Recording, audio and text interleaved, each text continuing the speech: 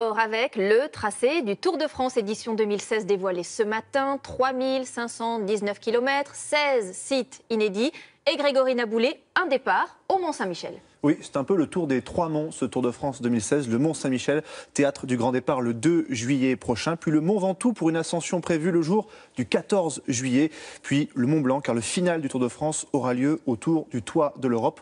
On va entrer d'ailleurs en détail pour voir de plus près ce parcours. Départ donc dans le département de la Manche. Le Tour, il restera 3 jours. Puis ensuite, direction le centre de la France, Limoges, une arrivée dans le Massif central au Lioran. Puis direction le sud-ouest. Les Pyrénées seront abordées en premier. Il y aura 3 jours en Andorre avant de retrouver le sud, Carcassonne, Montpellier, une arrivée donc au Mont Ventoux, un passage en Ardèche et ce fameux final dans les Alpes. Le deuxième jour de repos aura lieu en Suisse, à Berne. Il y aura un contre-la-montre individuel de 17 km qui arrivera à Megève, l'avant-dernière étape à Morzine et bien sûr le final sur les Champs-Élysées le 24 juillet prochain. Vous nous avez cité plusieurs villes, plusieurs sites. Évidemment, accueillir la Grande Boucle, c'est une exposition médiatique impressionnante. Le Tour est diffusé dans 190 pays, mais tout cela a un prix.